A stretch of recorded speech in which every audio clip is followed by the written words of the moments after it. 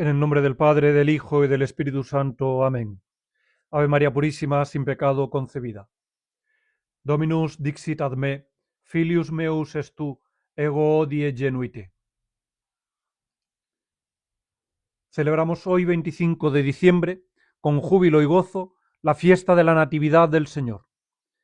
En la oración colecta de la misa de medianoche, nos hemos dirigido al Padre Eterno que hizo resplandecer esta noche sacratísima con las claridades de aquel que es la luz verdadera. Hoy, como rezamos en el prefacio de la Navidad, ha brillado a los ojos de nuestra alma un nuevo resplandor de tu gloria, para que, al conocer a Dios visiblemente, seamos por Él arrebatados al amor de las cosas invisibles. Y es que hoy el sol engendra a la luz. Hoy la luz ha nacido entre las tinieblas. Hoy el fuego del cielo desciende al gélido mundo. Hoy el agua fría se convierte en ardiente fuego. Hoy Dios se hace presente en medio de su pueblo, para habitar dentro de él, ante la admiración de los ángeles que cantan en pasmo al ver tal maravilla. Hoy el Creador se manifiesta a sus criaturas. Hoy el que solo tenía padre en la eternidad, tiene por fin madre en el espacio-tiempo de la humanidad para la eternidad. Hoy vemos en un divino infante el llanto del hombre en Dios y en el hombre la alegría. Hoy el trigo bajado del cielo es puesto en un comedero. Hoy se ha dignado nacer de la Virgen para nosotros el Rey de los cielos para restituir al hombre a los reinos celestiales. Hoy la Madre de Dios ha engendrado al Salvador del mundo. Hoy ha descendido del cielo para nosotros la paz verdadera. Hoy, en todo el mundo, se han hecho melifluos los cielos. Hoy ha aparecido para nosotros el día en la redención nueva de la reparación antigua de la felicidad eterna. Hoy nos ha nacido un hijo, un infante se nos ha dado, y será llamado Dios fuerte. Hoy ha nacido Cristo. Hoy ha aparecido el Salvador. Hoy en la tierra cantan los ángeles, se alegran los arcángeles. Hoy se gozan los justos diciendo, gloria a Dios en las alturas.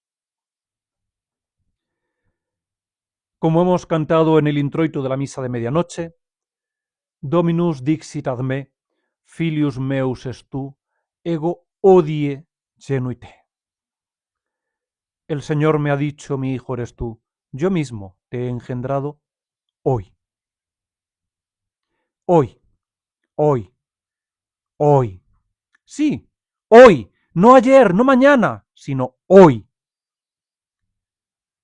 Pues en Dios no hay pasado ni futuro. En Dios no se da el tiempo, sino el tiempo en Dios. Dios es el Señor del tiempo y Señor de la historia.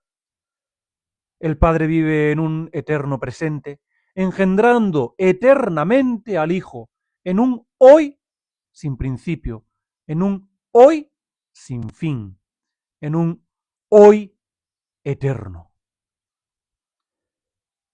Pero, ¿cómo podremos entender este misterio? Que el Hijo sea Hijo y sea engendrado eternamente sin cesar. Pues porque el Padre no engendra como engendran los hombres en las dimensiones espacio-tiempo de la creación, de manera que el progenitor es anterior en la línea temporal a sus hijos, sino que engendra en presente eterno y atemporal, de manera actual. Así como el sol engendra la luz, y no existe la luz sin el sol, ni el sol sin la luz, sino que el sol, desde que es, engendra luz y no deja de engendrarla, pues no puede ser sol el sol sin engendrar luz. De esa misma manera, el Padre Eterno engendra eternamente al Hijo, a la luz, en el hoy sin tiempo, sin pasado y sin futuro. Y no podría ser Padre sin engendrar al Hijo. Por eso, y con razón, hemos cantado con el salmista las palabras del Padre a su Hijo: yo mismo te he engendrado hoy.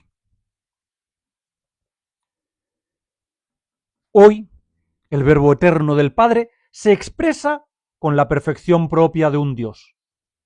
Nacido en el tiempo como tierno infante, sometido a la naturaleza por él asumida, no puede hablar usando el lenguaje oral, pues que un niño recién nacido hablase sería algo contrario a la naturaleza humana.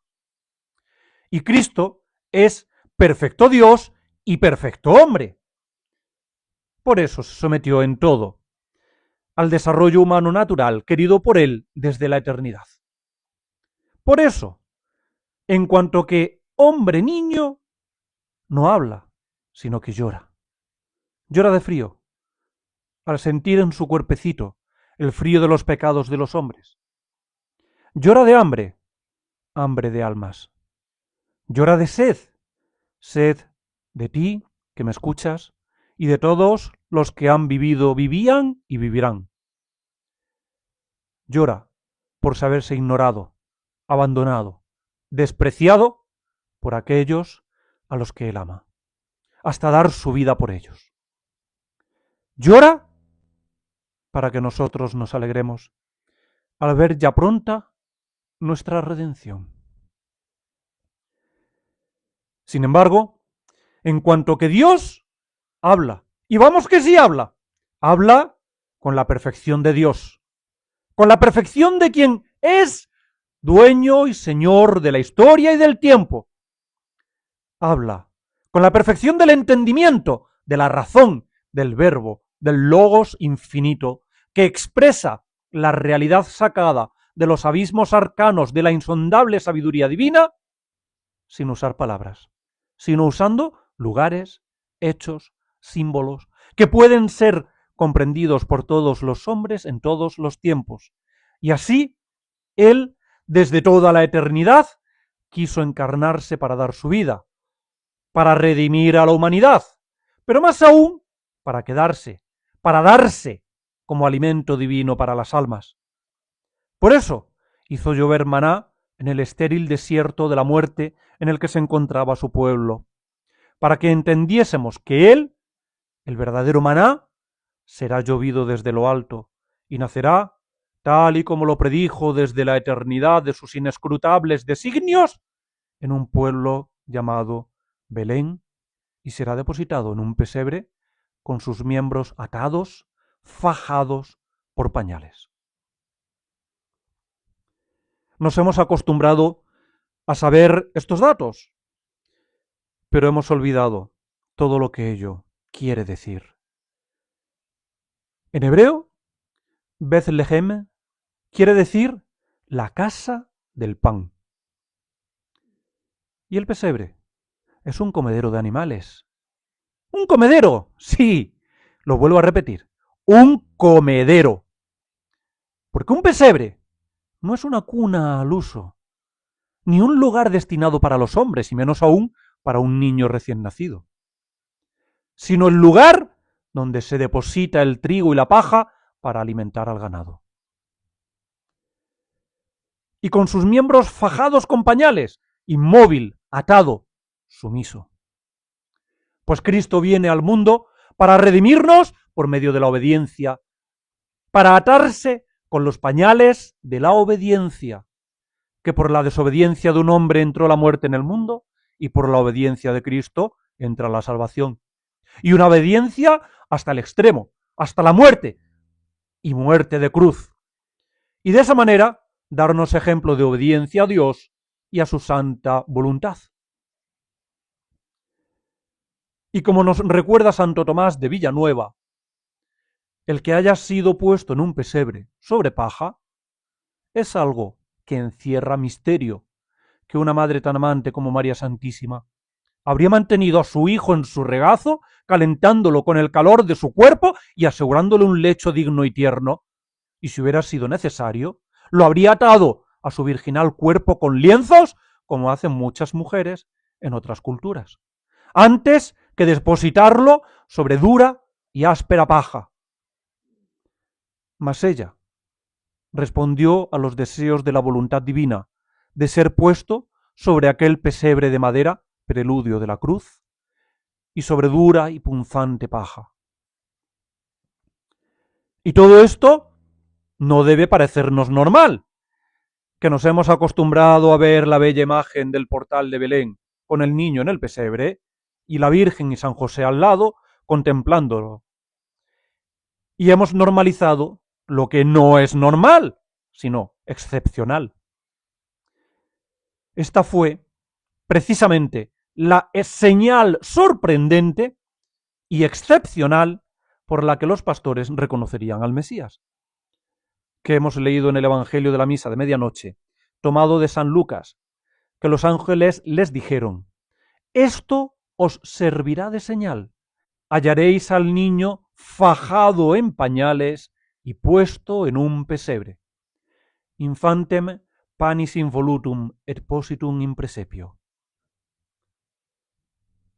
Y así, cuando fueron a Belén, tal y como hemos leído en el Evangelio de la Misa de la Aurora, encontraron a María, a José y al niño puesto en un pesebre.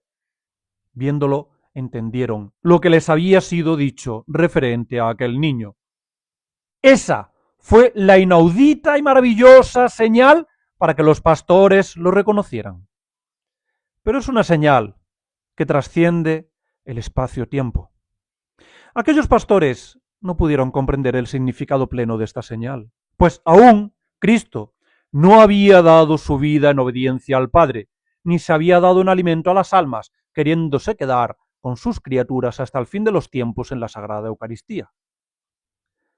Sin embargo, ahora podemos comprender mucho mejor aquella señal que encerraba y transmitía una realidad eterna, la expresión de un amor ardiente, aquel divino lenguaje de signos sin palabras.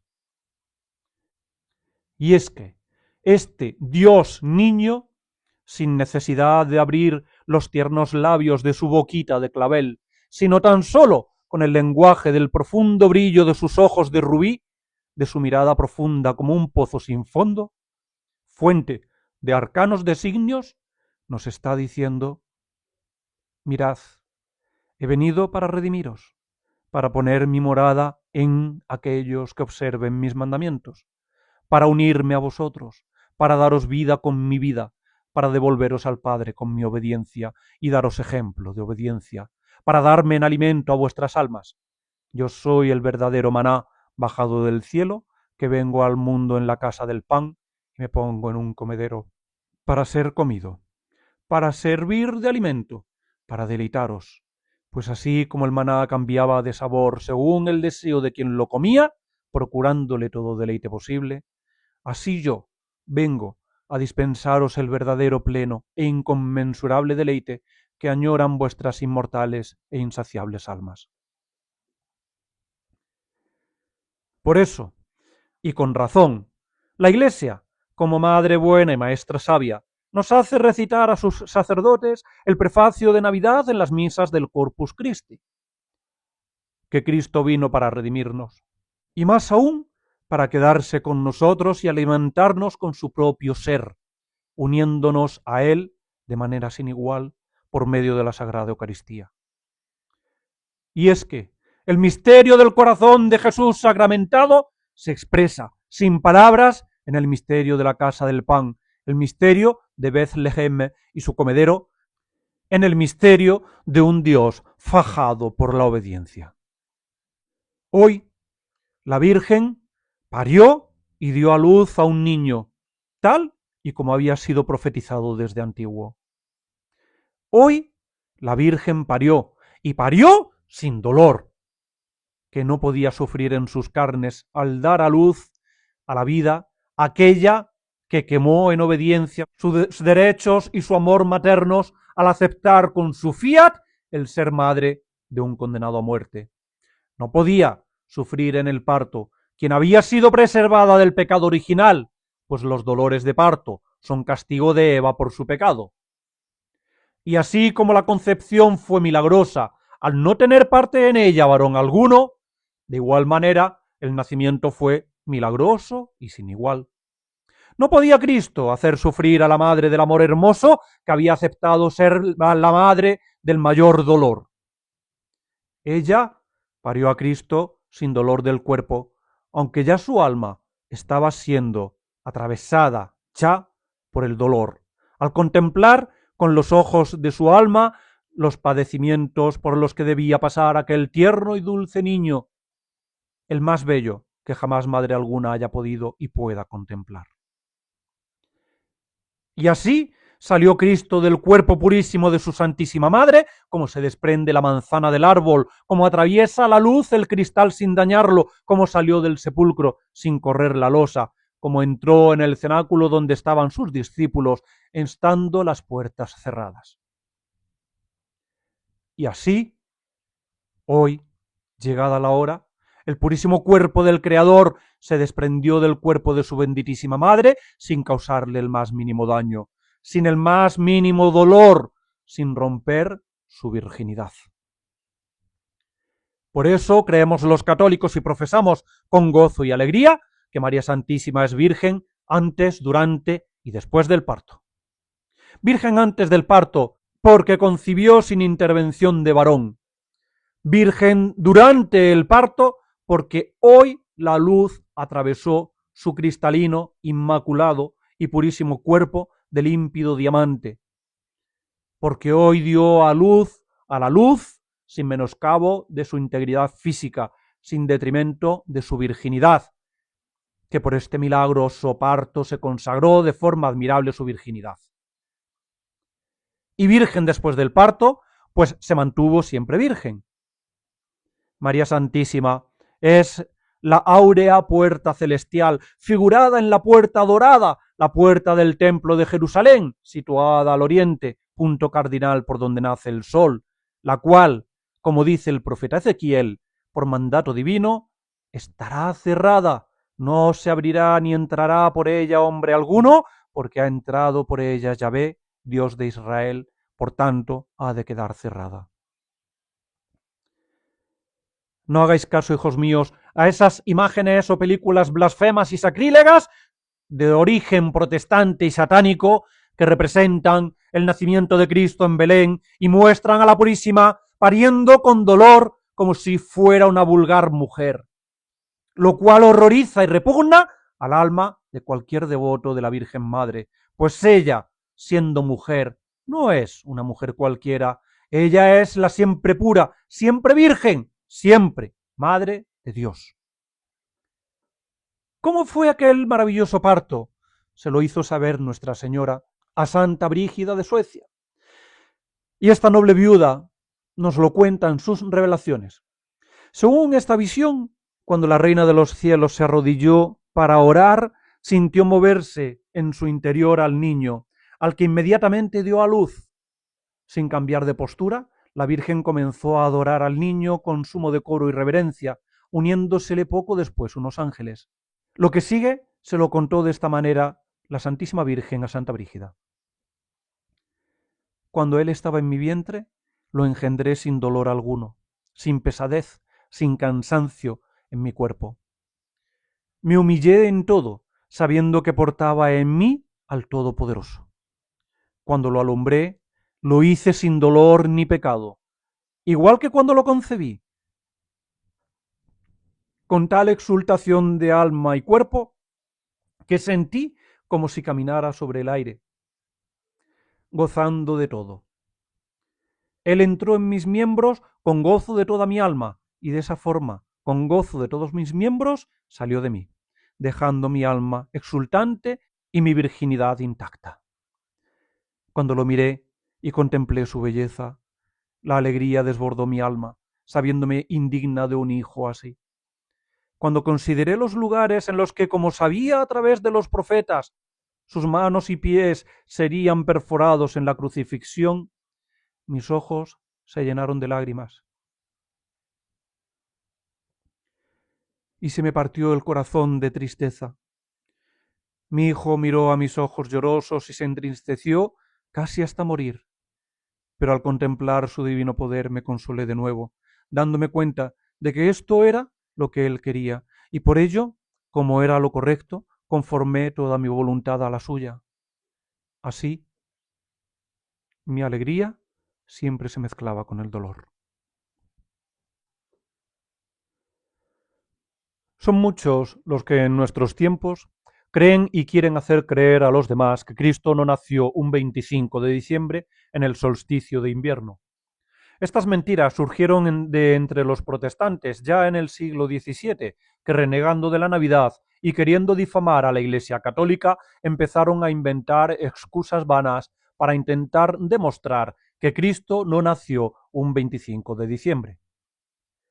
A día de hoy, con las nuevas tecnologías de la comunicación y las redes sociales, durante estos días de Navidad sufrimos un auténtico bombardeo de afirmaciones tales como te han engañado, Cristo no nació el 25 de diciembre, Cristo nació en septiembre y no en diciembre, la Iglesia Católica cristianizó con la Navidad la fiesta pagana del Sol Invicto y otros mensajes semejantes. Lo peor no es que estos mensajes partan de ambientes protestantes, sino que también lo hacen de ambientes supuestamente católicos y aun incluso conservadores. Y ya no sabe uno qué es peor, porque luego están los que, ante esta abrumadora avalancha de fingidas verdades, terminan admitiendo que lo importante no es cuándo nació, sino que nació. Como si Dios, que es celoso de su gloria, Dios, que mandó a su pueblo recordar y celebrar las principales fechas de la liberación de Israel de la esclavitud de Egipto, hubiera cambiado de opinión y fuera menos celoso con las fechas de la redención. Y hubiera permitido que su iglesia ignorase y olvidase esas fechas. Pero, ¿en qué cabeza cabe semejante majadería? ¿Acaso Dios, en quien no hay movimiento ni cambio, habrá podido cambiar tanto del Antiguo Testamento al Nuevo Testamento? ¿Hasta el punto de parecer dos dioses distintos? Un Dios celoso de su gloria en el Antiguo Testamento y un Dios indiferente de su gloria al que todo le da igual en el Nuevo Testamento. Obviamente, no. No.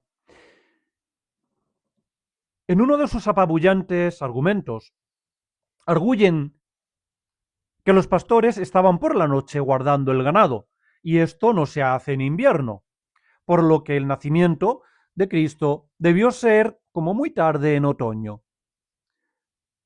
Sin embargo, estos fautores de mentiras ignoran las normas de pureza del judaísmo, según las cuales los rebaños de ovejas se diferenciaban en tres tipos: los compuestos solo de ovejas de lana blanca, consideradas puras, y que después de pastar volvían a entrar en el redil en el centro de las poblaciones; los rebaños compuestos por ovejas de lana en parte blanca y en parte negra, que por la tarde entraban en los rediles dispuestos a las afueras de las poblaciones; y los rebaños compuestos por ovejas de lana negra, consideradas impuras, que no podían entrar ni en las ciudades ni en los rediles, debiendo permanecer a la intemperie con sus pastores en cualquier periodo del año.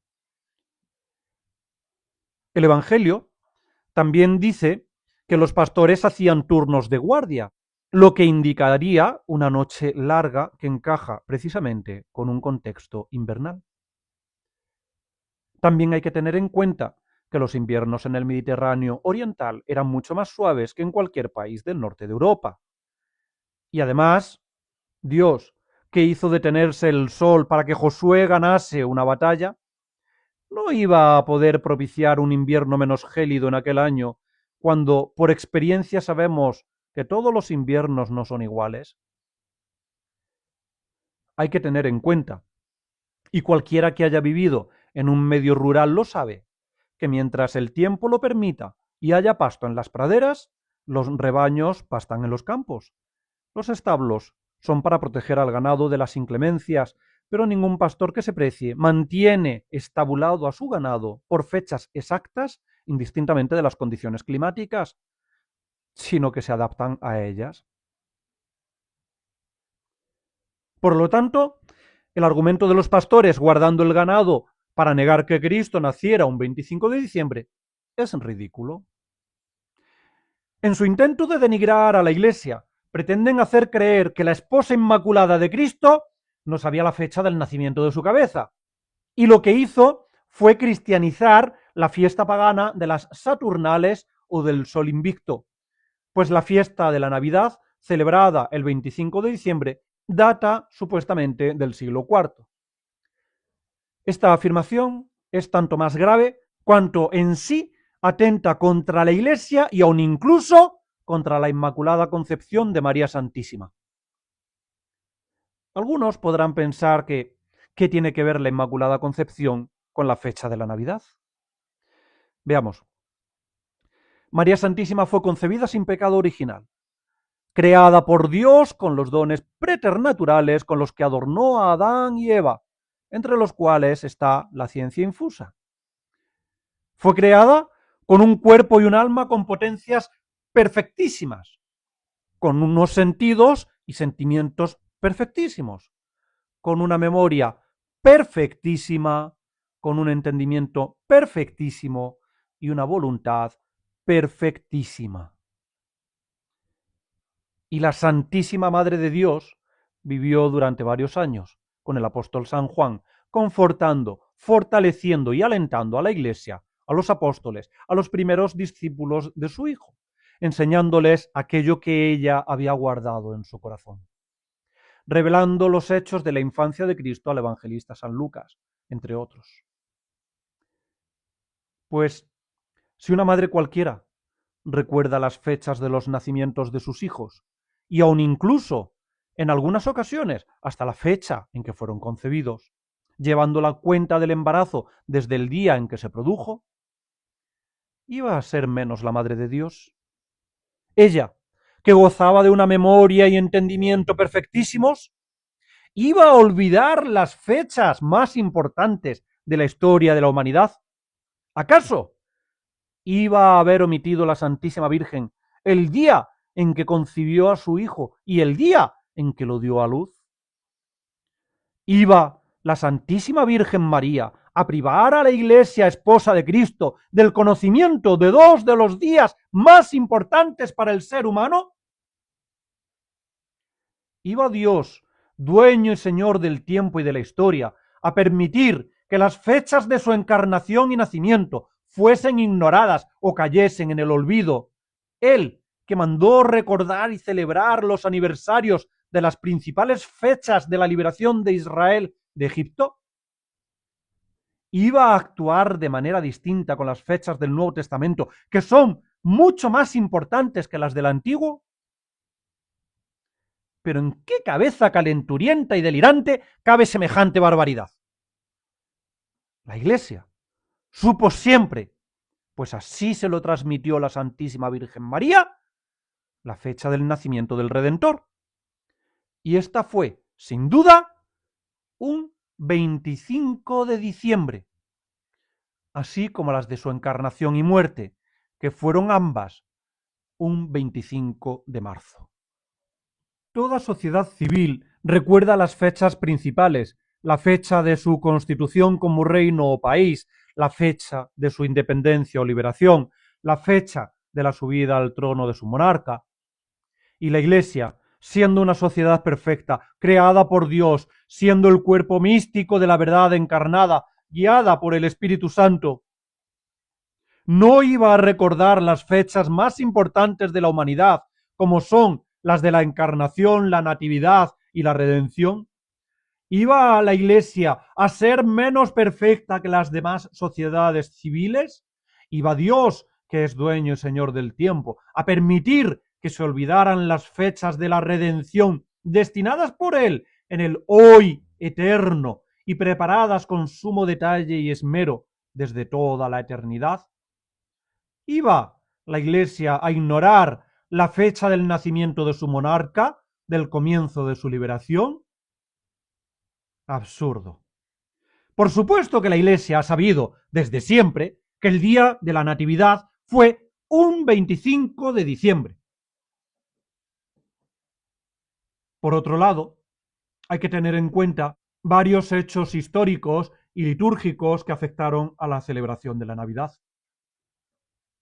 Primero, la liturgia, desde un principio, no surge como un todo unificado e idéntico en todas las partes de la Iglesia, sino que partiendo de una unidad básica, iba evolucionando según la tradición apostólica del lugar, originando las diversas familias de ritos litúrgicos. El rito de San Pedro en Roma, el de San Marcos en Alejandría, el de Santiago en Jerusalén, los cuales iban evolucionando según las decisiones de los obispos, patriarcas o concilios locales. Segundo, la principal de las fiestas, que es la Pascua, y es la que rige todo el ciclo litúrgico, se había dado según el calendario judío, que es lunisolar. Como acabo de decir, la Iglesia siempre supo que Cristo había muerto el mismo día que se había encarnado, el día de la Pascua, un 14 de Nisán, según el calendario hebreo. Por lo tanto, su nacimiento debería celebrarse 9 meses después. ¿Cómo y cuándo celebrar la Pascua sería fundamental para celebrar la Natividad? Pero nos introducimos aquí en una de las disputas litúrgicas e históricas más antiguas de la Iglesia: la fecha de la celebración de la Pascua. Mientras que en Occidente la Pascua se empezó a celebrar el domingo siguiente al 14 del mes Nisán, en Oriente se celebraba el mismo día 14 de Nisán, indistintamente del día de la semana en que cayese. De manera que la Pascua cristiana coincidía totalmente con la Pascua judía. A los que defendían la celebración de la Pascua el 14 de Nisán se les conocía como cuartodecimales, por el 14º día del mes. Y cuartodecimal fue, por ejemplo, San Policarpo de Esmirna, padre de la Iglesia, discípulo de San Juan Evangelista, y que se amparaba en la tradición de dicho apóstol para celebrar la Pascua el 14 de Nisán, fuera el día que fuera de la semana. San Policarpo intentó convencer de la práctica cuartodecimal al Papa San Aniceto I, que gobernó la Iglesia desde el año 155 al 166. Práctica que fue rechazada por dicho Papa mártir, quien defendió como correcta la práctica romana de la Iglesia de Occidente de celebrar la Pascua el domingo siguiente al 14 de Nisán, para que no coincidiese con la fiesta judía. A finales del siglo II, pocos años después, el Papa San Víctor intentó forzar a la Iglesia asiática a abandonar la práctica cuartodecimal, amenazando incluso con la excomunión a Polícrates de Éfeso y demás obispos orientales si no se conformaban a la fecha de la Pascua, según había establecido Roma. Polícrates era discípulo de San Policarpo y, al igual que su maestro, se amparaba en la práctica de San Juan para celebrar la Pascua el 14 de Nisán. Finalmente, la excomunión propuesta por el Papa San Víctor no llegó a efectuarse gracias a la intervención de otro padre de la Iglesia y discípulo también de San Policarpo, San Ireneo de Lyon. Todos ellos de tradición joánica. Hubo que esperar al Concilio de Nicea, celebrado en el año 325, para que la fecha de la Pascua fuese unificada en toda la Iglesia como el domingo siguiente a la primera luna llena del equinoccio de primavera, es decir, posterior al 21 de marzo, desvinculándose por completo del cómputo de la Pascua judía. Tercero, otro problema añadido viene a la hora de fijar la fecha de la Natividad, pues aunque la fecha de la Pascua es móvil, la de la Natividad se dejó fija desde el principio. Ahora bien, los años, según el calendario judío, eran de 12 meses y contaban con entre 353 y 385 días, llegando a tener los años bisiestos hasta 13 meses. A la hora de fijar las fiestas en base al calendario solar establecido por Julio César, conocido como calendario juliano, de 12 meses y 365 días fijos, según el año que se computase como el año de la muerte de Cristo, las fiestas de la Encarnación y la Natividad podían variar. Y así, según el cómputo que se hiciera, la Natividad pasó a celebrarse o bien el 6 de enero, como ocurrió en la liturgia de Jerusalén, llamada de Santiago Apóstol, o bien el 25 de diciembre, como en Roma y el norte de África. La noble Egeria, famosa viajera cristiana e historiadora, natural del norte de Hispania, nos dejó constancia en su famoso itinerario, escrito a finales del siglo IV, de que en Jerusalén, en el año 382, se realizaba el 15 de febrero el banquete de la presentación del niño en el templo, 40 días después del 6 de enero, que era la fecha de la celebración del nacimiento de Cristo en la liturgia de Santiago o en la liturgia de Jerusalén. Uno de los que sugirió la fecha del 25 de diciembre como día de la Navidad, ya en el año 221, fue Sexto Julio Africano, historiador y apologista cristiano. Incluso, en un primer momento, en Jerusalén, lo que se celebraba era, ante todo, la manifestación de Dios a los hombres, aunando en una fiesta la triple manifestación, a saber, la manifestación con su nacimiento al pueblo de Israel cuando nada más nacer es adorado por los pastores, la manifestación a los gentiles cuando es adorado por los magos y la manifestación de su filiación divina en el Jordán al ser bautizado por San Juan Bautista.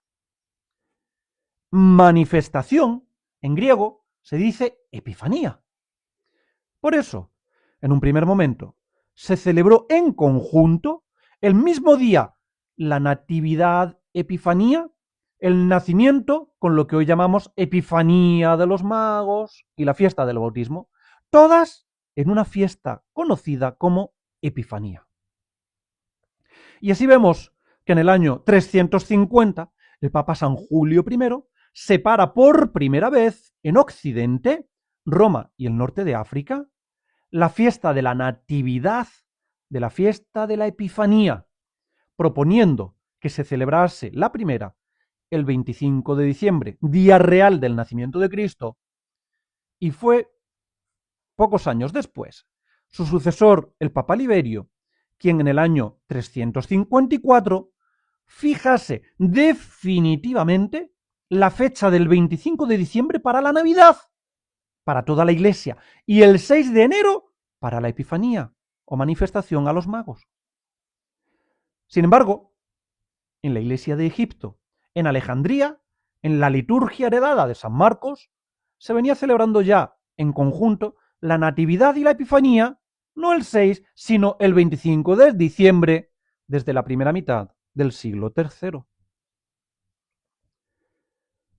San Agustín de Hipona, a finales del siglo IV, en su sermón de la Natividad afirma que Cristo nació cuando los días empiezan a crecer, un 25 de diciembre, con el solsticio de invierno. Además, sabemos por San Lucas que Zacarías estaba ofreciendo incienso en el templo cuando el arcángel le reveló que concebiría al precursor. El turno sacerdotal de Zacarías, dado al grupo de sacerdotes al que pertenecía, era en el mes de septiembre, por lo que San Juan fue concebido después de su turno en el templo, el 24 de ese mes. La fiesta de la concepción de San Juan viene celebrándose en la iglesia alejandrina y orientales desde los primeros siglos, el 24 de septiembre, teniendo lugar su nacimiento 9 meses después, el 24 de junio, fecha en la que celebramos el nacimiento del Bautista. Y si Santa Isabel estaba de 6 meses cuando San Gabriel visitó a María Santísima, Cristo nació 6 meses después que San Juan. Efectivamente, en la noche del 24 al 25 de diciembre. De esta manera, además, del sentido espiritual, se cumple con perfección astronómica lo que el Espíritu Santo puso en boca del precursor cuando éste dijo a sus discípulos sobre Cristo que conviene que Él crezca y yo mengüe. Y así San Juan Bautista nace en la noche más corta del año, cuando los días empiezan a menguar en el hemisferio norte, mientras Cristo, como luz del mundo que es, nace en la noche más larga del año, en el hemisferio norte, cuando el día empieza a crecer. Conviene que Él crezca para que yo mengüe. Además, hay que tener en cuenta un hecho conocido de sobra, pero que parece algo normal, que lo hemos normalizado, cuando no es así. Me refiero al famoso censo del César Augusto, por el que San José se desplazó a Belén con la Virgen para poder ser empadronados. Este censo fue el primer censo de la humanidad. No es que realizar un censo fuera algo habitual, no, ni mucho menos. Fue el primer censo general del gran imperio romano y por ende de la humanidad que se dio durante el famoso periodo de la paz romana. Y es que quiso Dios, dueño y señor del tiempo y de la historia, nacer en la plenitud de los tiempos, cuando un gran imperio unificaba todas las tierras que eran bañadas por el Mediterráneo para que la propagación de su evangelio fuera lo más eficaz posible, por medio de un imperio con una misma cultura, una misma lengua, un mismo gobierno. Por eso nació en el momento de la paz augusta, un momento en el que aquel inmenso imperio estaba gobernado y pacificado. Y nace en medio del censo, el primer censo de la historia, para que quedase constancia oficial e histórica del mayor hito de la humanidad. O dicho de otra manera, Dios movió la voluntad del César Augusto para que realizase aquel primer censo para que su hijo fuese empadronado, dejando evidencia histórica del nacimiento del Redentor. Pues como es de esperar, una vez que San José fue a Belén para empadronarse con la Virgen, habiendo nacido el niño, su nombre también fue censado. Y así tenemos el testimonio del primer filósofo cristiano y apologeta de la Iglesia, San Justino Mártir, quien, habiendo fundado en el año 150 una escuela de filosofía en Roma, a la que asistió, por cierto, el mismo San Ireneo de León, dejó constancia ya en el siglo II, en torno al año 150, así como Tertuliano, que en el empadronamiento que constaba en las actas conservadas en los archivos de Roma, aparecía el nombre de Jesús, hijo de José, nacido en Belén, el 25 de diciembre. Y es que dispuso Dios desde toda la eternidad que el nacimiento del Verbo en el tiempo quedase reflejado de manera oficial en actas civiles, para que los que en lo sucesivo dudasen del cumplimiento de las profecías en este punto, tuviesen el testimonio de los mismos gentiles, sin recurrir a los judíos, enemigos declarados de la religión cristiana.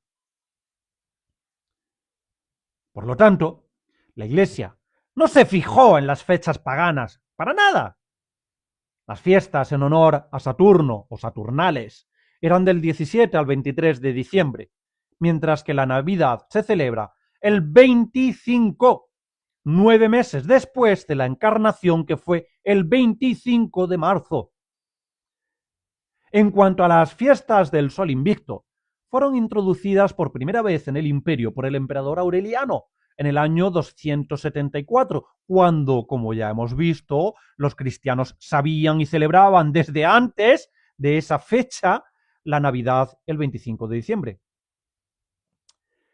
Y fue el emperador Juliano el Apóstata, en el año 362, quien intentó restablecer el culto al Sol Invicto como culto principal del imperio con su fiesta el 25 de diciembre, para opacar la ya arraigada fiesta cristiana, que había sido fijada definitivamente por el Papa Liberio para toda la Iglesia 6 años antes, en el año 354. Esos protestantes, enemigos de la Iglesia y amigos de la sola Escritura, suelen arguir también en contra de la Navidad que la fecha del nacimiento de Cristo no aparece en la Biblia. Pobres ignorantes.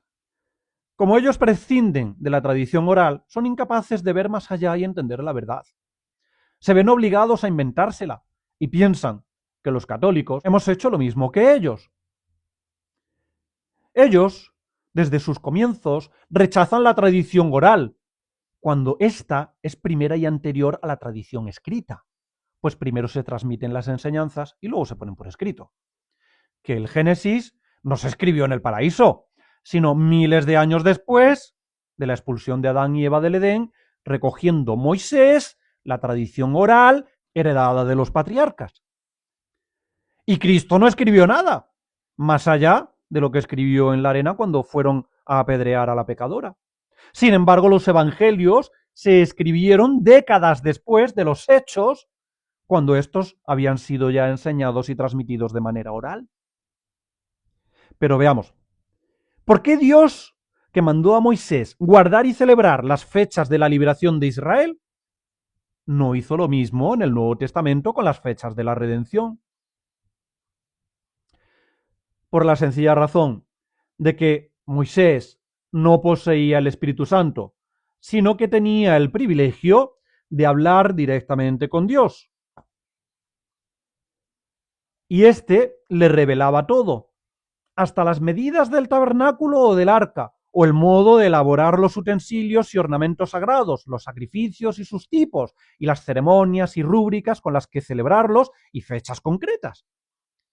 Sin embargo, no hizo lo mismo con su iglesia, porque a los apóstoles les entregó el Espíritu Santo y les dijo que el Paráclito les recordaría lo que les había enseñado y les enseñaría más cosas. A Moisés le fue revelada una liturgia cuando el pueblo, además, tuvo la posibilidad de edificar un tabernáculo. A los apóstoles no se les reveló una liturgia con rúbricas en concreto, pues los 300 primeros años de la vida de la Iglesia estarían plagados de persecuciones. Los apóstoles se dispersarían, no estarían en un punto en concreto, sino que se dispersarían por todo el mundo conocido. Y la imposibilidad material de construir templos ex profeso en los que celebrar una liturgia precisa y detallada. Por eso hubo que esperar a la paz de Constantino para que la Iglesia, libre de las persecuciones, pudiera edificar templos y expresarse a Dios en la liturgia con la perfección que ésta requiere. Partiendo de la tradición oral recibida de los apóstoles e inspirada y guiada por el Espíritu Santo que estos transmitieron, la liturgia fue concretándose poco a poco hasta lo que conocemos hoy en día. Las fechas, más allá de la muerte de Cristo, el día de Pascua, el 14 de Nisán, no están contenidas en la tradición escrita o Biblia, pero siempre estuvieron presentes en la tradición oral apostólica, enseñadas por Dios y aun por su Santísima Madre, que no dejaría esta piadosísima reina de los apóstoles y sede de la sabiduría que los discípulos de su Hijo ignorasen las fechas más importantes de la humanidad. Por lo tanto, más que les pese a los protestantes y a los enemigos de la Iglesia, la celebración de la Navidad, el 25 de diciembre, es anterior a los cultos romanos paganos del Sol Invicto y nada tiene que ver con las Saturnales.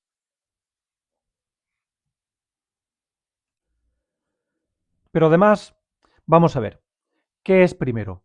¿El culto al Sol o la religión revelada? ¿Por qué Cristo se encarnó y murió el mismo día en la Pascua, durante el equinoccio de primavera o un 14 de Nisán o 25 de marzo? ¿Por qué nació en el solsticio de invierno? ¿Por qué todas las culturas repartidas por el mundo celebran estos días, solsticio de invierno y equinoccio de primavera, con fiestas y sacrificios especiales?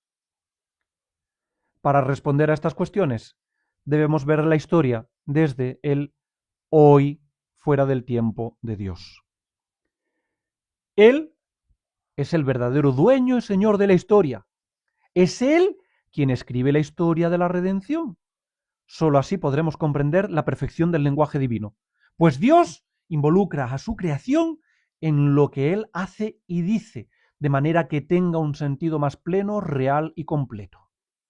Y así como en la creación el círculo es imagen de la perfección y de la eternidad, por ser una figura que no tiene principio ni fin, en la coordenada del tiempo, la perfección se expresa por medio de ciclos perfectos, de círculos perfectos en el tiempo, de ciclos completos que comienzan y acaban el mismo día. Veamos las principales fechas y fiestas dispuestas por Dios desde la eternidad y por Él señaladas a su pueblo como preparación e imagen de la redención. Solo así, contemplando la historia desde el hoy eterno de Dios, entenderemos que no es que Cristo muriese en la Pascua, sino que Dios sacó a su pueblo de la esclavitud de Egipto en el equinoccio de primavera para preparar al mundo para la verdadera Pascua que ocurriría 1543 años después. Por eso liberó a Israel en el mes de Nisán, llamado también el mes de los frutos nuevos, el mes de marzo, que se convertiría en el primer mes del año religioso. Y mandó que se celebrase todos los años la Pascua, la fiesta del paso liberador de Dios en medio de su pueblo, para que sirviera de figura de la realidad que prefiguraba, la Pascua de la verdadera liberación de la humanidad del yugo del pecado, el principio de una vida llena de abundancia de gracias. ¿No sacó Dios a su pueblo en otro momento u otra estación del año, que podría haberlo hecho, sino en el equinoccio de primavera? Dios no actúa de manera velidosa, improvisada. Todo lo que Él hace, lo hace con perfección. Todo tiene un sentido, un porqué. Y este sentido es perfectamente expresado. La primavera es la estación en la que, saliendo del frío estéril del invierno, se nos promete una vida de fertilidad, de abundancia, de frutos nuevos. Además, antes de la salida de Egipto, en tiempos de los patriarcas, ya se venían ofreciendo en sacrificio las primicias del campo en el equinoccio de primavera. Y así podemos remontarnos a Adán, nuestro primer padre, que fue él el primero en ofrecer sacrificios a Dios tras haber sido expulsado del Edén. Fue él quien enseñó a sus hijos a ofrecer sacrificios, tal y como vemos con Caín y Abel. La tradición afirma que Dios puso a nuestros padres en el paraíso en el equinoccio de primavera. En primavera pecaron, y en aquella primera primavera de la humanidad, Dios hizo la promesa de la redención al poner enemistad entre la serpiente y la mujer, entre su estirpe y la de ella. El hombre fue expulsado del Edén, pero con la esperanza de la promesa de una vida fértil, abundante, llena de frutos nuevos de la gracia, obtenidos por medio de la redención llevada a cabo por el divino grano de trigo bajado del cielo en la casa del pan, puesto en un pesebre, que muerto y enterrado dio mucho fruto, fruto nuevo en aquel que todo lo hace nuevo. Y todo ello, ¿cuándo? En el plenilunio del comienzo de la primavera, en el mes de Nisán, en el mes de los frutos nuevos, el primer mes que será el punto de partida de la nueva creación, el primer mes del hombre nuevo. Adán fue expulsado del Edén con la promesa de una verdadera primavera espiritual llena de vida, lozanía y abundancia de frutos nuevos espirituales que catapultará al hombre a Dios, llegando a ser hijos y templos vivos de Dios. Por lo que el nombre del mes Nisán, que es el mes de los frutos nuevos, adquiere pleno significado con la Pascua de Cristo. Pascua que fue prefigurada por el sacrificio de Isaac, que según la tradición oral fue también en el equinoccio de primavera, un 25 de marzo. Se completa así, de manera perfectísima, el círculo temporal de la creación-redención, según los divinos designios del verdadero autor de la historia. Al comienzo de la primavera, en el primer mes de la humanidad, es creado el hombre, formado por una mezcla de agua y tierra, animada por Dios, que es vida. Y al principio de la primavera, en el primer mes del pueblo elegido, es recreado con el agua y la sangre salidos del costado de Cristo, abierto, al darle vida con su vida.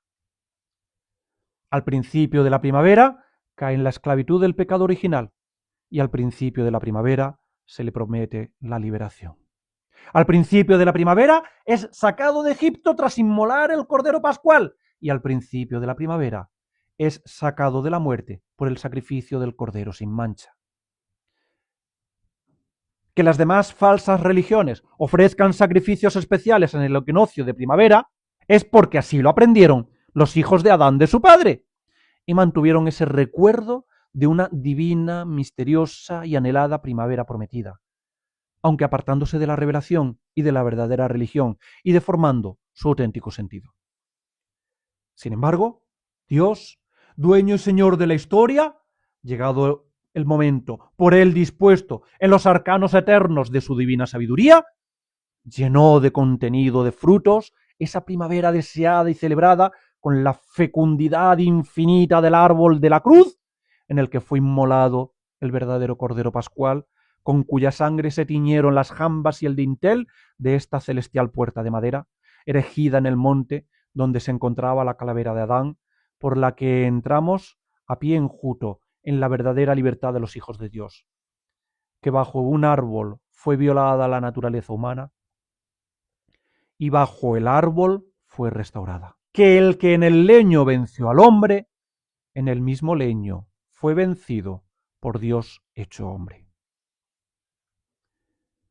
Por eso, ya San Ireneo de León, padre de la Iglesia del siglo II, enseña esta coincidencia de fechas al decir que el nudo de la desobediencia de Eva se desató por la obediencia de María, porque lo que la Virgen Eva había atado firmemente por la incredulidad, esto lo liberó la Virgen María por la fe. La desobediencia de Eva, un 25 de marzo, fue desatada por la obediencia de María Santísima, un 25 de marzo. El mismo día que Cristo entra en el mundo en el vientre de la Virgen Madre, es el día en que sale de este mundo al entrar en el vientre de la tierra en el sepulcro. Él vino para producir una nueva creación, un nuevo hombre, el mismo día que había creado al hombre, y deshacer la desobediencia de Adán mediante obediencia total e inquebrantable, el mismo día en que Adán había desobedecido. Dios, que es celoso de su gloria y no quiere que los hombres olviden sus hechos, a fin de recordar los actos principales de la liberación de Israel de Egipto, que era imagen de la verdadera liberación llevada a cabo por Cristo, mandó guardar y celebrar perpetuamente las principales fechas con la celebración de diversas fiestas. 3 son las principales fiestas mandadas por Dios a Moisés. La de primavera y principal, que es la Pascua, de la que acabamos de hablar, y que se celebra al comienzo de la primavera, en el equinoccio. La segunda, al final de la estación, la fiesta de las semanas o Pentecostés, por celebrarse 7 semanas o 50 días después de la Pascua, que eso quiere decir el término Pentecostés, 50. En el aniversario de la entrega de la ley, para recordar que Dios bajó al monte Sinaí para hablar con Moisés y entregarle la ley escrita en tablas de piedra, que eran imagen de la entrega de la nueva y eterna ley escrita por Dios con el fuego de su amor en el corazón de sus fieles, con la bajada del Espíritu Santo en la que sería la más solemne y verdadera fiesta de Pentecostés, celebrada el primer año de la redención, 50 días después de la Pascua de Cristo. Y la tercera es la fiesta de los tabernáculos, o de las tiendas, en el mes de septiembre, tras las cosechas del verano y al principio del otoño. Se llama de las tiendas o de los tabernáculos porque debían construirse tiendas, chozas o tabernáculos con tejados de ramas en los alrededores de la ciudad donde morarían los israelitas fuera de sus casas durante los días de la fiesta para recordar su travesía por el desierto, tal y como leemos en el libro del Levítico, capítulo 23, versículos 42 y 43. Habitaréis por 7 días en tiendas cubiertas de ramas, para que aprendan vuestros descendientes como yo hice habitar en tabernáculos a los hijos de Israel cuando los saqué de la tierra de Egipto, yo, el Señor vuestro Dios. En otras palabras, esta fiesta busca recordar a las generaciones futuras que Dios es el redentor de su pueblo, quien los liberó de la esclavitud en Egipto, los sustentó en tabernáculos en el desierto, proveyendo para todas sus necesidades. Los protestantes pretenden hacernos creer que Cristo nació durante la fiesta de septiembre, arguyendo que Él puso su morada, su tienda, en medio del pueblo. Sin embargo, en la fiesta de los tabernáculos se celebra que Israel habitó en tiendas durante los 40 años de travesía, pero no que Dios pusiera su tabernáculo en medio del pueblo. Hay además otras 3 fiestas relacionadas con el templo y con los aniversarios de las diversas dedicaciones del mismo, que si bien no fueron mandadas por Dios a Moisés, las encontramos en el Antiguo Testamento. Dedicación en griego se dice encenia y en hebreo Hanukkah. La primera dedicación es la que hizo el rey Salomón al construir el primer templo, la cual se realizó durante la fiesta de los tabernáculos en el mes de septiembre y duró 8 días. En aquella ocasión bajó fuego del cielo para devorar a las víctimas, tal y como había ocurrido en la dedicación del tabernáculo de Moisés en el desierto.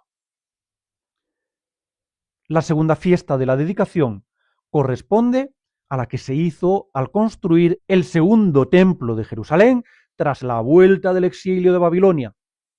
Dedicación que fue realizada en el siglo VI a.C. en tiempos de Nehemías, tal y como vemos en el segundo libro de Macabeos, capítulo 1, versículos 18 y siguientes. Los persas habían destruido el magnífico templo de Salomón, y a la vuelta del exilio hubo que construir un nuevo templo, inferior al de Salomón en cuanto a riqueza, pero superior en gloria, pues sería el que perviviría cuando vino Cristo nuestro Señor a la tierra.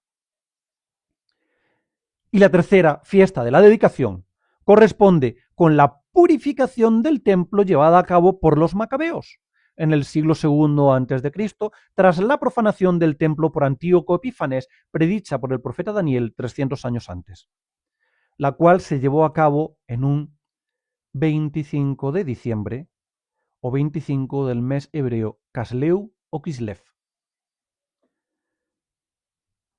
El año religioso hebreo comienza en el mes de Nisán, como ya hemos dicho, que suele coincidir con el mes de marzo, con la fiesta de la Pascua. El 9º mes es el mes de Casleu o Kislev, que suele coincidir con diciembre, y a menudo el 25 de Casleu, fecha de la dedicación del templo por el Macabeo, coincide con el 25 de diciembre.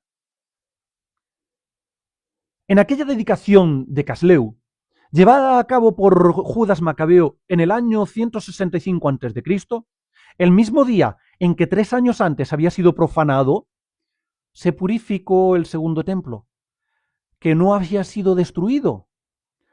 Se restauraron los desperfectos y se construyó, eso sí, un nuevo altar para los sacrificios, pues el anterior había sido profanado, con víctimas impuras como cerdos y sacrificios a Zeus. Se sacó fuego de la piedra para los sacrificios y se hicieron ceremonias similares a las que realizó el rey Salomón en la dedicación del primer templo en septiembre, prolongándose también la fiesta durante 8 días y portando varas adornadas con hiedra y ramos verdes y palmas, tal y como leemos en el segundo libro de los Macabeos, capítulo 10, versículos 6 y siguientes, para recordar cómo poco tiempo hacía hubieron de pasar la fiesta de los tabernáculos en los montes y en las cavernas a modo de fieras. Por este motivo, esta tercera fiesta de la dedicación se celebraba con ritos muy similares a los de la fiesta de los tabernáculos, hasta el punto de conocerse a esta fiesta de diciembre como la fiesta de los tabernáculos de Casleu.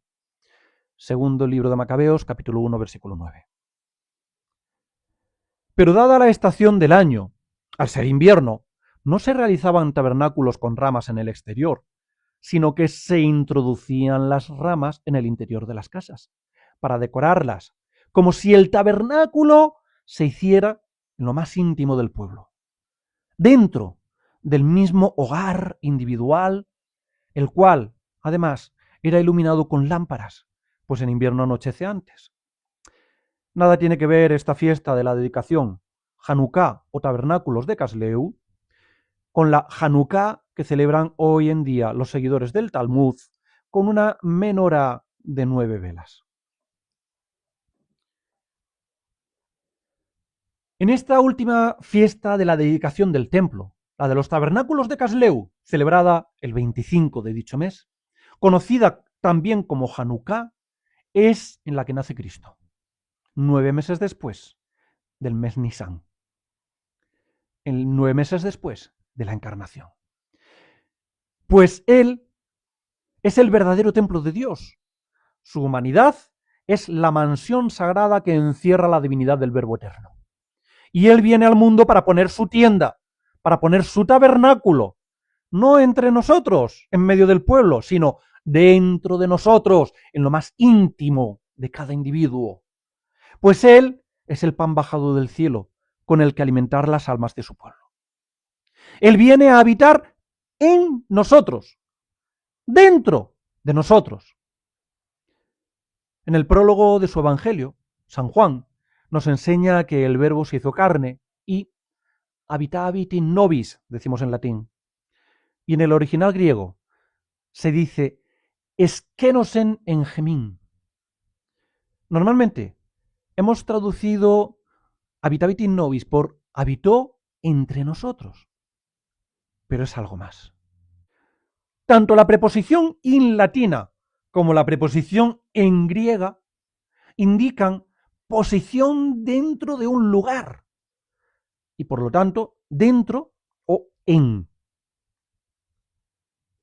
Además, el término griego eskenó, del que viene eskenosen, usado por el apóstol San Juan, es algo más que meramente habitar, pues se trata de habitar pero poniendo una tienda.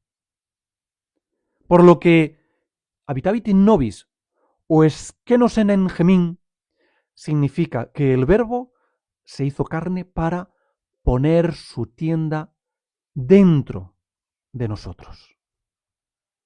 Dentro. Y así vemos en el Evangelio de San Juan, capítulo 6, versículos 51 y siguientes, que es el Evangelio de la fiesta del Corpus Christi, que nuestro Redentor dice: yo soy el pan vivo que ha descendido del cielo. Si no comiereis la carne del Hijo del Hombre y no bebiereis su sangre, no tendréis vida en vosotros. El que come mi carne y bebe mi sangre, en mí permanece, y yo en él. Y en el capítulo 14, versículo 23 del Evangelio de San Juan, en el cenáculo, el día de la institución de la Eucaristía, afirma nuestro Redentor que el que me ama observará mi doctrina, y mi Padre lo amará, y vendremos a él y haremos en él nuestra mansión. Y es que Cristo, queridos míos, no viene para poner su tienda en medio de su pueblo, sino dentro de nosotros, en lo más íntimo de nuestro ser, en el interior de cada uno, en lo más íntimo del alma. Él viene a este mundo no para habitar en medio de su pueblo, sino para salvarnos. Y esto solo es posible comiendo su carne, guardando su doctrina y habitando Él en nosotros. Es decir, solo siendo templos vivos de Dios y miembros de su cuerpo místico, la Iglesia Católica, es que podremos ser salvos. Pues como nos enseña San Pablo en la primera epístola a los Corintios, capítulo 3, versículo 16, sois templo de Dios y el Espíritu de Dios mora en vosotros. Él, Cristo, como sacerdote eterno, viene a purificar las almas de los hombres profanadas por el pecado, como purificó el sumo sacerdote Judas Macabeo el templo profanado por Antíoco Epífanes. Y una vez purificadas, dedicarlas a templo de Dios y poner su tienda dentro de cada alma. No viene a crear una nueva humanidad, sino a purificar la humanidad profanada, la humanidad caída. Los dos templos de Jerusalén son imagen de la humanidad.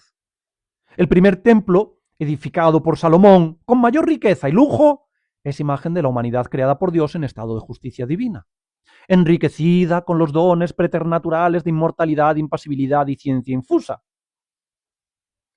El segundo templo, menor en riquezas pero mayor en gloria, es imagen de la humanidad redimida, desprovista de los dones preternaturales, pero visitada por Cristo después de haber sido purificada y convertida en templo de Dios, al convertirla en su propio cuerpo, por medio de su Iglesia Católica.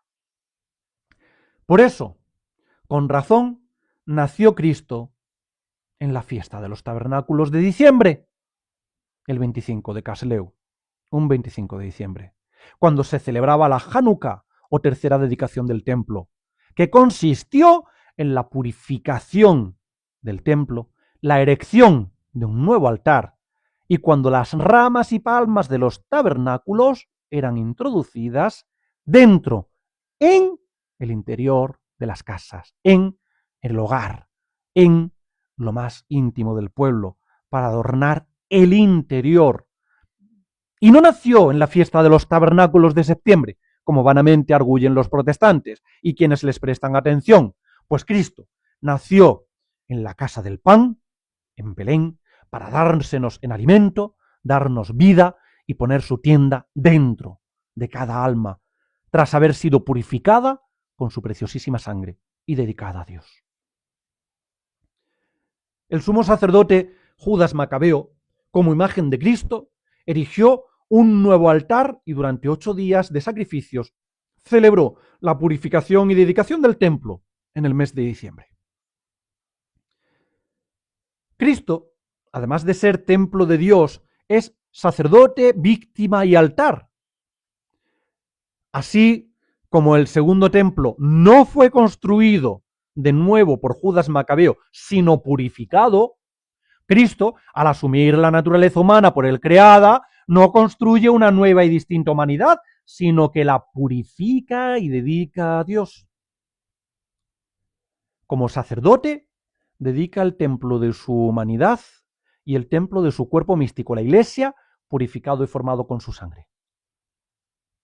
Como víctima, derrama por primera vez su sangre el día 8º de la fiesta, con la circuncisión. Él es el nuevo purísimo altar edificado en el segundo templo purificado de la humanidad, donde solo Él, como víctima pura, santa e inmaculada, será inmolado. Altar que es rociado con su propia sangre en el día 8º de la fiesta. Pero el 25 de Casleu estuvo marcado por otros hechos relevantes.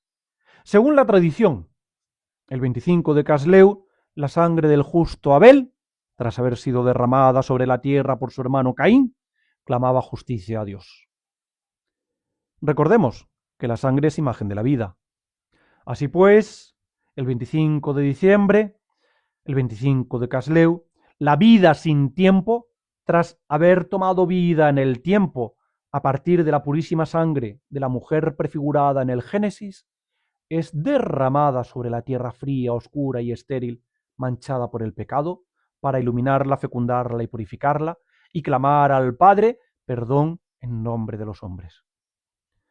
Aunque la Biblia solo afirma que los sacrificios de Abel eran aceptados por Dios sin entrar en más detalles, la tradición oral enseñada por los padres de la Iglesia afirma que la aceptación por parte de Dios era evidente al enviar fuego del cielo que consumía las víctimas de Abel, siendo este el motivo de la gran envidia y celos que el fratricida Caín albergó contra su hermano, pues sus ofrendas no eran consumidas por el fuego divino.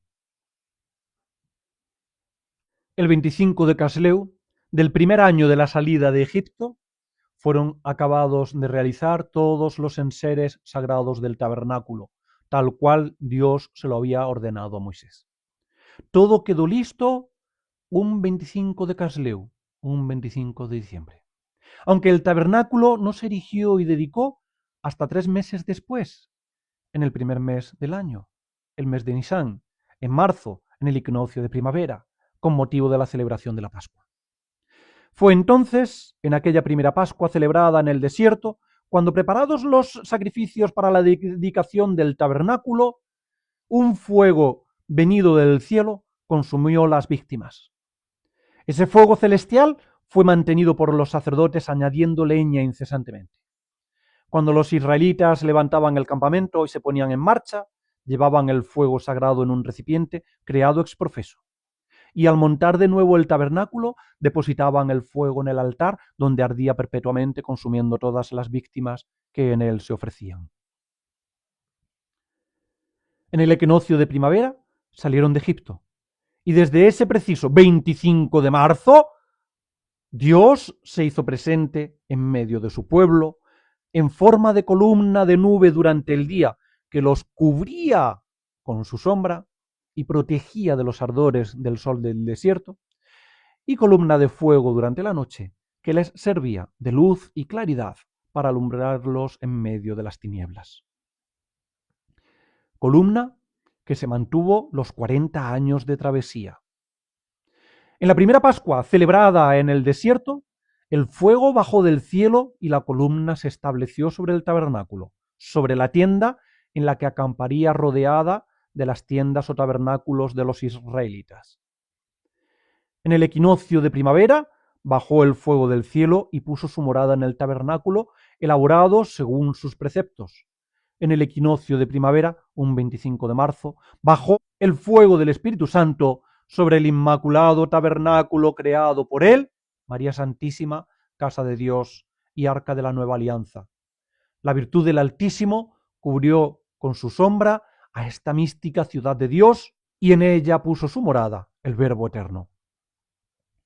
Un 25 de marzo inmoló la víctima de su naturaleza humana, transformando la naturaleza humana por él asumida en un cuerpo glorioso, consagrando su cuerpo místico, la Iglesia, nacida un 25 de marzo, de su costado abierto como real y auténtico templo de Dios. Así como el 25 de Casleu, 25 de diciembre, fue terminado el tabernáculo de Moisés, con todos sus enseres sagrados, y se hizo visible por primera vez, así, el 25 de diciembre, el templo de la humanidad de Cristo, habiendo sido terminado de formar en las entrañas de su Santísima Madre, fue hecho visible por primera vez en la casa del pan.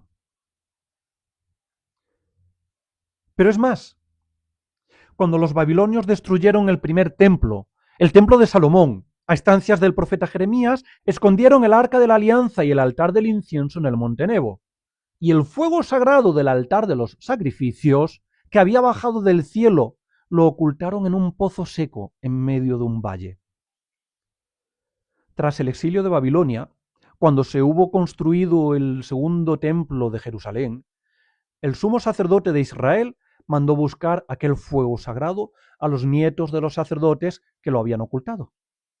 En su lugar, en aquel pozo seco, descubrieron no fuego, sino agua, un agua grasa, espesa, oleaginosa. La sacaron, la llevaron al templo y a instancias del sumo sacerdote rociaron con aquella agua espesa las víctimas y la leña dispuestas en el nuevo altar del nuevo templo. Aunque aquella mañana el sol estaba cubierto por una nube, en cuanto la nube desapareció y se dejó ver, y sus rayos tocaron el agua sobre las víctimas, convirtió aquel agua milagrosamente de nuevo en un gran y vigoroso fuego que devoró los sacrificios preparados en la dedicación del templo, tal y como podemos leer en el segundo libro de los Macabeos, capítulo 1, versículos 18 al 22. Este fuego sagrado se mantuvo hasta la profanación del templo por Antíoco Epífanes. Para la purificación del templo por Judas Macabeo hubo que sacar fuego del pedernal, fuego de la piedra, imagen de Cristo, fuego salido de la piedra del sepulcro y luz verdadera.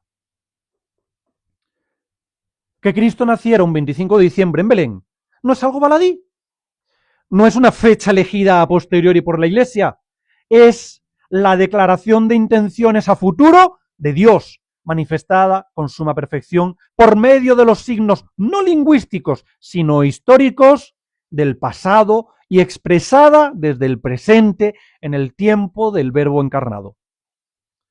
Con este signo histórico, el entendimiento divino, hecho hombre, aunque como niño recién nacido no puede hablar, como Verbo eterno se expresa con la perfección propia de Dios, diciéndonos sin palabras, pero con hechos: yo soy el maná bajado del cielo en la casa del pan, para darme en alimento, para daros la vida, para purificaros con mi sangre, para habitar dentro de vosotros, para convertiros en templo de Dios.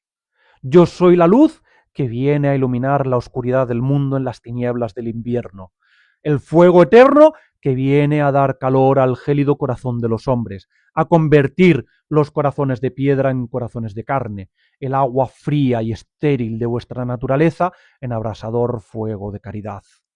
Yo soy el fuego salido de la piedra para abrasar al mundo en mi amor, el Salvador germinado de la tierra como fruto nuevo de salvación. Cristo es, por lo tanto, el tercer verdadero y definitivo templo de Dios. Y como venimos diciendo, si Cristo es templo de Dios, su cuerpo, la Iglesia Católica, es verdadero templo de Dios. Vemos a nuestro Redentor en el capítulo 2, versículo 19 de San Juan, tras haber expulsado a los mercaderes del templo de Jerusalén, dar a los judíos una señal de su autoridad al decirles: destruid este templo y yo lo reedificaré en 3 días.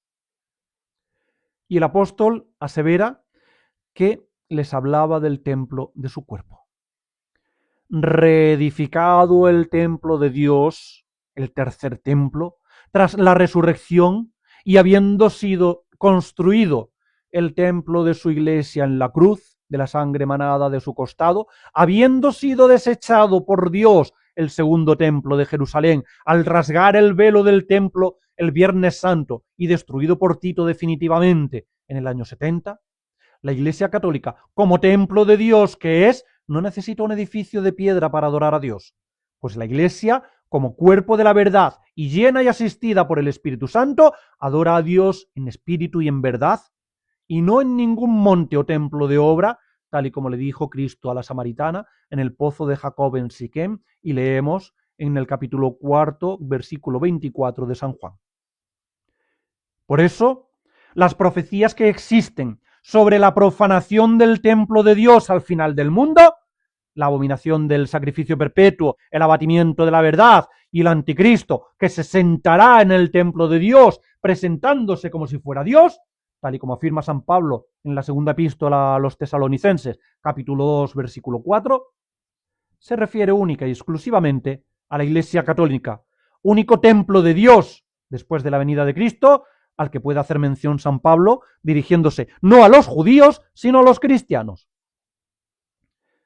Estas profecías nos están prediciendo el tiempo que estamos viviendo, el de la profanación de la Iglesia, la usurpación de la sede de Pedro, el trono de la verdad en la tierra, por los que sirven al error estando en el lugar en el que no deben estar, que es lo que viene ocurriendo desde 1958, tras la muerte de su santidad Pío XII, enseñando herejías y aboliendo el verdadero sacrificio perpetuo con la mal llamada Misa Nueva, tal y como expuse en el sermón del último domingo del año litúrgico sobre el fin del mundo. Los judíos y protestantes que no aceptan a Cristo ni a su iglesia, o pretenden aceptar a Cristo sin su iglesia, intentan hacer ver y creer que deberá reconstruirse el templo de Jerusalén, el mal llamado tercer templo, como si ese templo no existiese ya en Cristo y su cuerpo místico. Y pretenden hacer creer que el fin del mundo llegará cuando se haya vuelto a construir un templo en el lugar donde estuvieron los dos primeros. Se engañan en sus argumentos, pero lo más triste es ver a muchos que se dicen católicos y aun conservadores o tradicionalistas o personas vinculadas al mundo de las falsas apariciones, falsos profetas y falsas profecías, prestar atención a estas falacias absurdas y divulgarlas. No, no, no habrá un tercer templo en el monte Sión. En el siglo IV, en tiempos del impío emperador Juliano el Apóstata, movido por el odio que profesaba a la fe católica, promovió la construcción del mal llamado tercer templo. Y Dios mandó unas bolas de fuego que salían de la tierra impidiendo la obra, que tuvo que ser paralizada. A día de hoy, en el lugar de lo que otrora fuera el segundo templo, que fue construido y más aún destruido por voluntad de Dios, se encuentra la conocida como Cúpula de la Roca, lugar santo del Islam, que no permitirán la construcción de ningún templo judío. Pero si por algún misterioso designio de la providencia divina se construyera contra toda posibilidad real un templo en ese lugar, no sería el templo de las profecías, no sería el tercer templo, sino el primer templo de una religión monólatra, de una falsa impostura que nada tiene que ver con la religión revelada a nuestros santos patriarcas y profetas. Un templo que no tendría continuidad histórica con el templo querido por Dios, y que Él cubrió con su sombra y en el que se hizo presente, construido por el pueblo elegido. Ese hipotético templo no sería un lugar santo, ni en él habría un Santa Santorum, un santo de los santos, ni en él estaría la presencia de Dios, ni sería cubierto con su sombra, como sí lo estuvieron los dos primeros templos materiales. Ni los sacrificios que en él se pudieran realizar serían los establecidos por Dios. No habría en él sacrificio perpetuo, ni los supuestos sacrificios se ofrecerían a Dios, sino al ídolo unipersonal inventado por los rabinos talmúdicos que rechazaron a Cristo, un ídolo verdaderamente satánico, pues fue nuestro Redentor quien les dijo en el capítulo 8, versículo 44 de San Juan, que ellos no eran hijos de Dios, sino del diablo, y que como su padre son homicidas y mentirosos. No se daría en ese supuesto hipotético mal llamado tercer templo ninguna de las profecías, ni de Cristo, ni de Daniel, ni de Isaías, ni de Ezequiel, ni de San Pablo. Pues todas esas profecías se darán y dan en el único y verdadero tercer templo. La Iglesia Católica, cuerpo de Cristo, el único templo con continuidad histórica en la revelación, el único y verdadero tercer templo que fue prefigurado por los dos anteriores. Vana es la esperanza de los judíos, de los protestantes y de todos aquellos que siguen, creen y divulgan sus mentiras. Pues esas profecías se dan y están dando ya en el tercer templo, el templo manifestado el 25 de diciembre en el solsticio de invierno en la fiesta de los tabernáculos del 25 de Casleu y consagrado el 25 de marzo o 14 de Nisán en el equinoccio de primavera en la fiesta del paso liberador de Dios, que eso quiere decir la palabra Pascua. Terminaré este sermón con la canción sobre el nacimiento del romance sobre el prólogo del Evangelio de San Juan, compuesta por San Juan de la Cruz, donde se resume de manera bellísima la escena de la Navidad. ya que era llegado el tiempo en que de hacer había, así como desposado de su tálamo salía, abrazado con su esposa que en sus brazos la traía, al cual la graciosa madre en un pesebre ponía, entre unos animales que a la sazón allí había. Los hombres decían cantares, los ángeles melodía, festejando el desposorio que entre tales dos había. Pero Dios en el pesebre, allí lloraba y gemía, que eran joyas que la esposa al desposorio traía. Y la madre estaba en pasmo, que de tal trueque veía el llanto del hombre en Dios y en el hombre la alegría, lo cual del uno y del otro tan ajeno ser solía. Puesto que Cristo viene a construir el tercer templo en su cuerpo y hacernos templos de Dios, introduciéndonos en su iglesia y habitando en nosotros, procurad, hijos míos, apartar vuestros cuerpos y vuestras almas de todo pecado, de todo aquello que profana el templo del Espíritu Santo. Y pedidle a aquella de cuya materia fue hecho el verdadero templo, que os alcance las gracias necesarias para ser templos. Y pedidle al niño Dios: oh Jesús mío, hacedme conocer, amar y servir a vuestra Santísima Madre y a vuestra Santísima Esposa, la Iglesia Católica, que por ellas, con ellas y en ellas vivamos y muramos. Doloroso e inmaculado corazón de María Santísima, sed la salvación mía. En el nombre del Padre, del Hijo y del Espíritu Santo. Amén.